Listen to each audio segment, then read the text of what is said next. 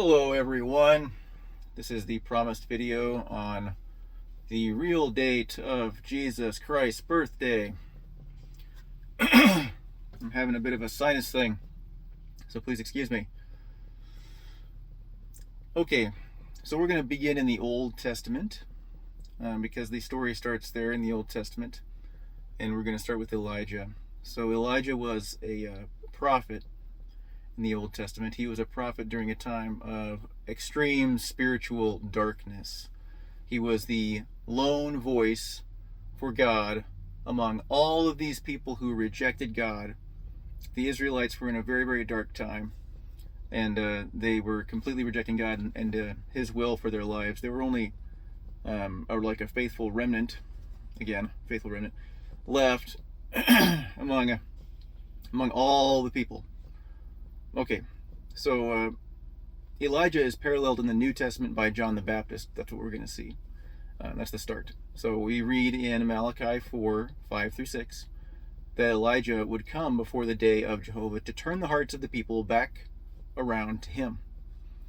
And Jewish tradition was to set out an extra cup of wine, added an extra space at the table for Elijah on Passover. So Passover is the predicted date for Elijah's return in the Jewish religion. Anyhow, so John the Baptist's father was told by the angel Gabriel that John the Baptist would be born and go before God in the spirit and power of Elijah to make the hearts of the people ready for the Lord and turn them back to God. So that's in Luke. We're going to see a lot of stuff in Luke today. Luke 1:17. So this would fulfill the mission of the coming Elijah from the book of Malachi, where that prophecy we just read stems from. Okay. All right. So remember now, Gabriel said that this would happen in the spirit and power of Elijah. That John would come in the spirit and power of Elijah, not a reincarnated being in John the Baptist's body. This is specifically talking about the man John the Baptist, who would come as the representation of Elijah in the New Testament. Okay, so it's the completion of the Old Testament prophecy. Now in John chapter 1, 21 through 23,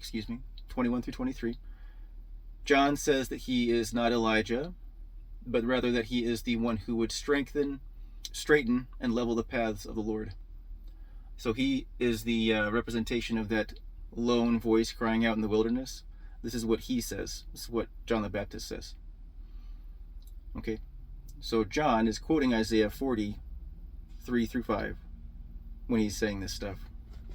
And we'll see that again in Luke 3, verses 4-6. So if you want to follow along, please do. All right. And those verses in Luke also quote from Isaiah. It promises that all flesh will see the salvation of God.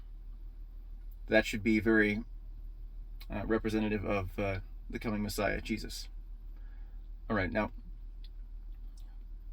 in Matthew, Jesus tells us, chapter 11, 7-14, that John the Baptist is the promised Elijah. He says that John the Baptist is the promised Elijah. That's what Jesus says. All right. So none of this is going to mean much, by the way, if you aren't a Christian. If you aren't a Christian, none of this is going to mean much of anything. But if you are a Christian and you want to know when Jesus was born, this should give you some clues for that. All right. So John prepared the way of Jesus' ministry. He prepared the people for the coming Messiah. And people of the day were actually wondering whether or not John himself was the Messiah. And he responds in Luke 3:16, saying he's not worthy even to untie the strap of the Messiah's sandal. He says, no, that's not me. I'm not the Messiah. Excuse me. He says that he is baptizing in water, but the Messiah would baptize in a spirit of holiness and fire. So how did these two get to that moment when Jesus is baptized by John and the Father speaks from heaven and the Holy Spirit descends onto Jesus from out of heaven? This is what we're going to look at now. So John the Baptist was older than Jesus. His parents were Zechariah and Elizabeth. Zechariah was a priest in the temple, and his mother was from the line of Aaron, the first high priest. Aaron lived in Moses' day.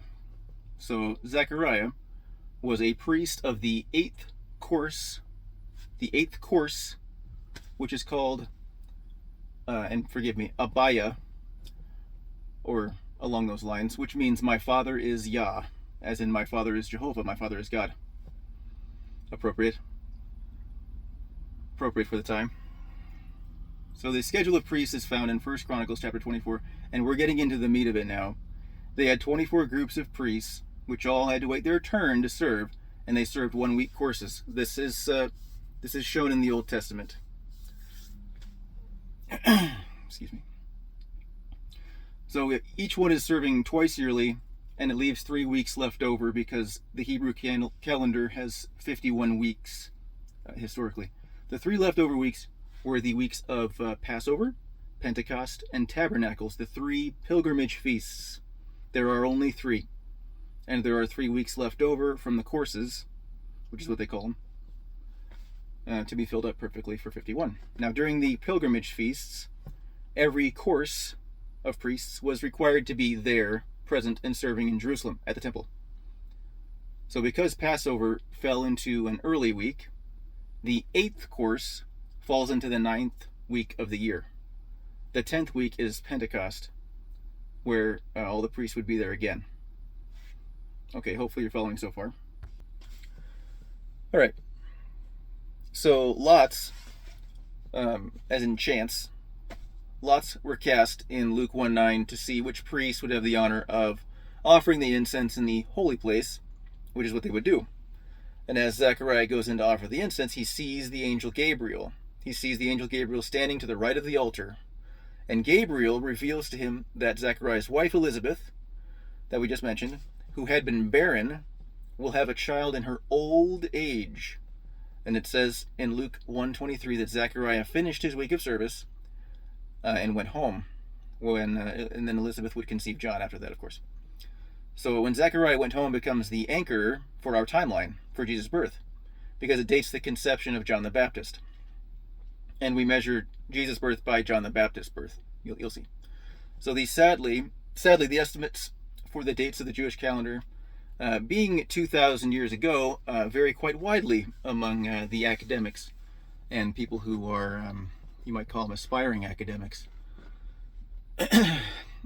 So these estimates, to try to pin down exactly the time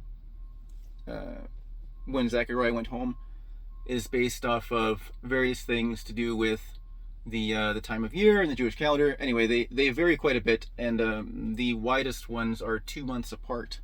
So that becomes a bit dicey to try to use those things. It's also a bit outrageous.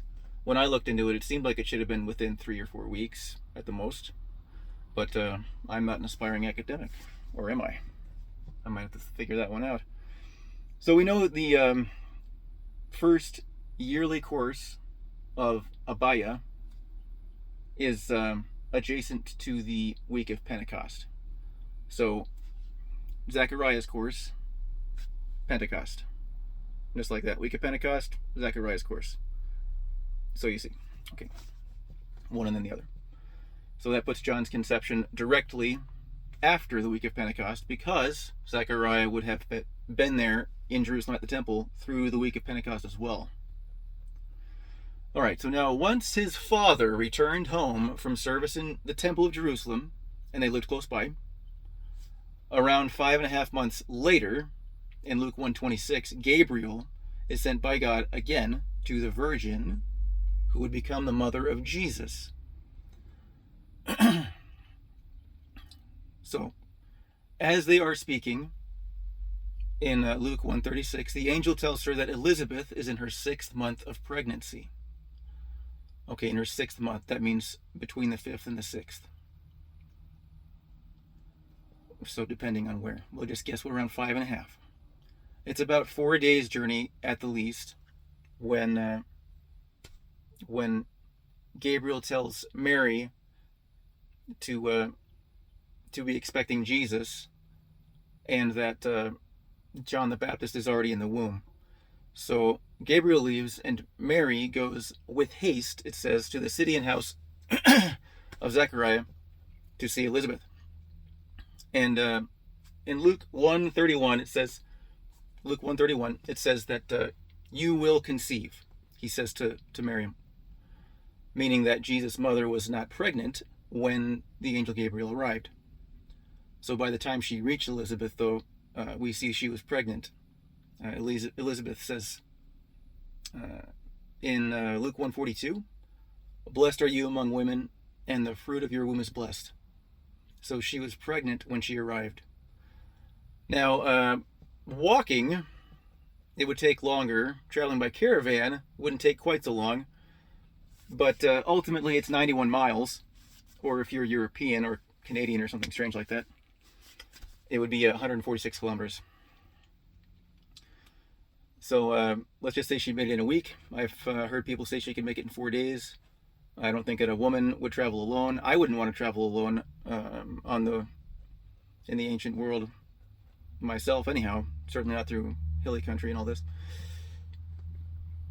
Okay, so back to it. In Luke 1:56, she has stayed with Elizabeth for 3 months. Okay, and then she goes home. Presumably, she stayed there until John was born. All right. The next verse does describe the birth of John. That makes sense. Okay, so like, what do we know at this point, right? John was conceived after Pentecost, and the timing for the coming Elijah, he was expected on Passover. So the question is, does it line up? And we will see that it does. Because, well, okay, so for those that are unaware, pregnancy just typically lasts between 9 and 10 months. All right? This means that the baby is born between the end of the 9th and the end of the 10th month. This is normal.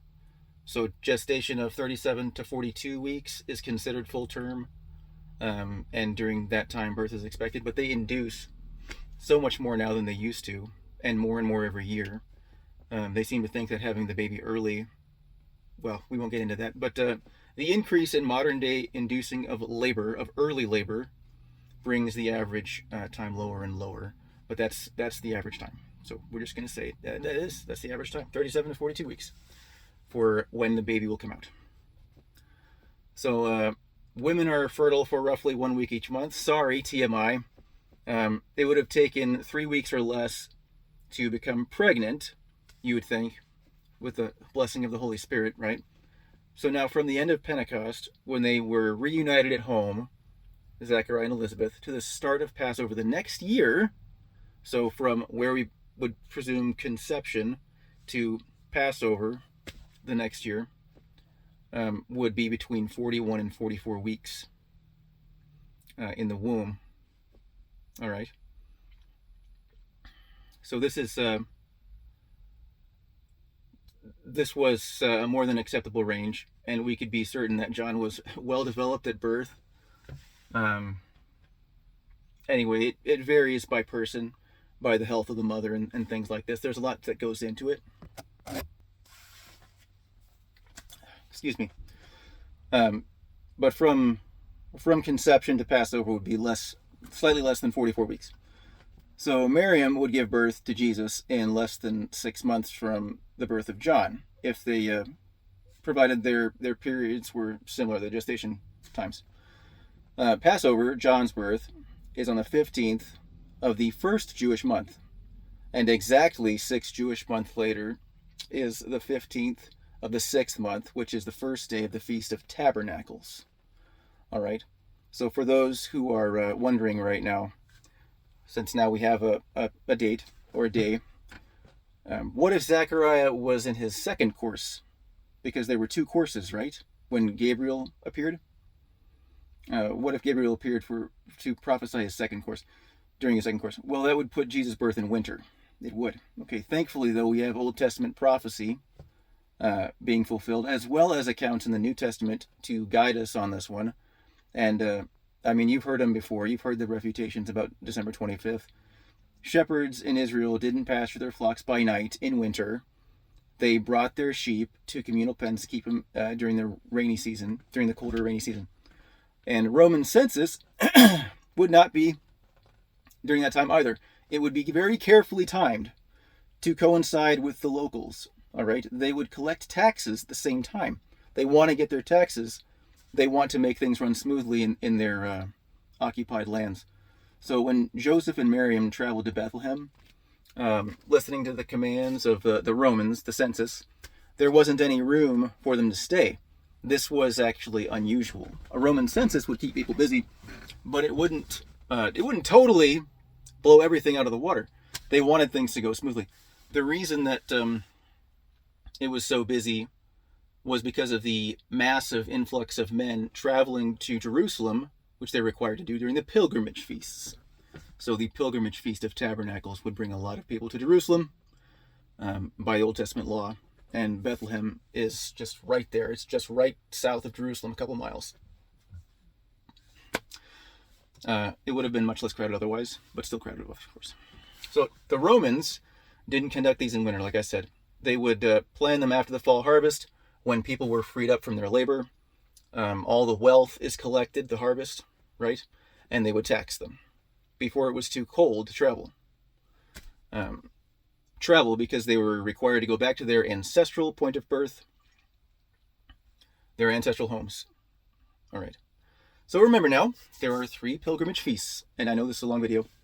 There are 3 pilgrimage feasts: Pentecost, Passover, and Tabernacles. All right. God used all 3 of these to start the pilgrimage of Jesus to the earth. John was conceived around Pentecost. He was born on Passover, and Jesus would be born on Tabernacles.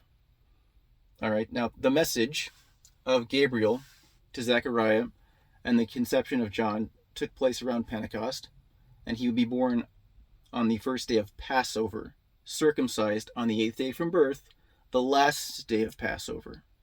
Okay, coming in the spirit and power of Elijah, preparing the way of the Lord. And Jesus would be born on the first day of Tabernacles, circumcised on the 8th day, the last day of Tabernacles.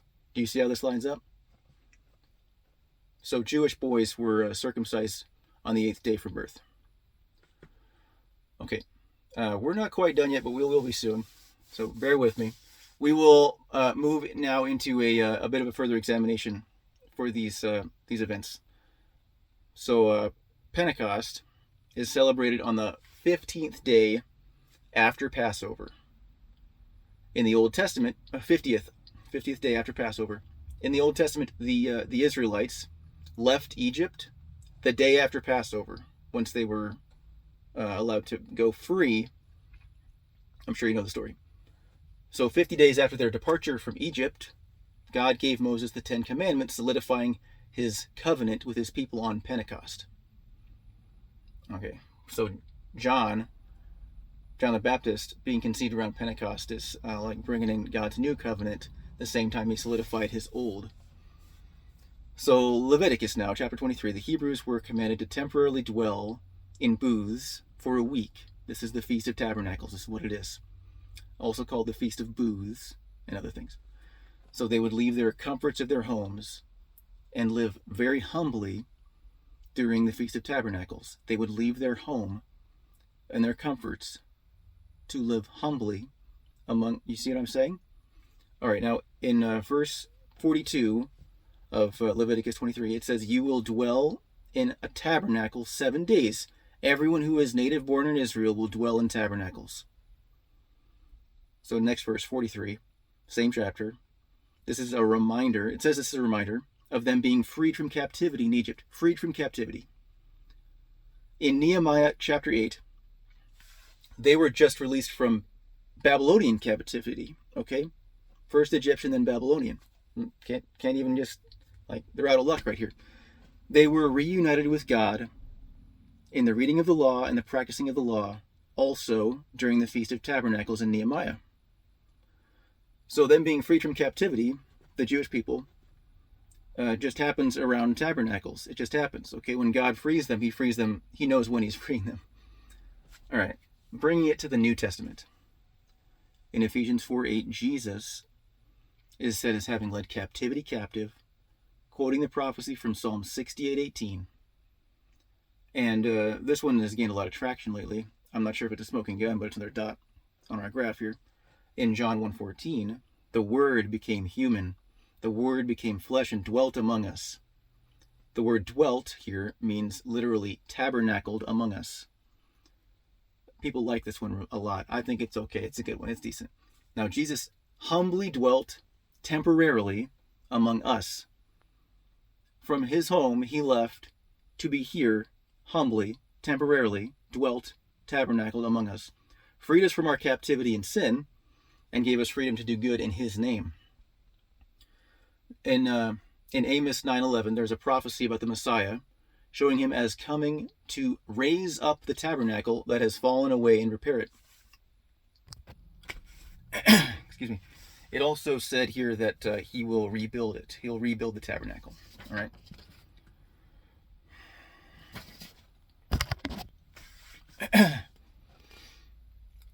So he would also rebuild it in this prophecy of Amos.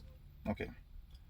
So the prophecy is quoted in Acts 15:16 through 18. It says he will rebuild the dwelling of David, the tabernacle of David, and that even the Gentiles will seek out the Lord, is what it says.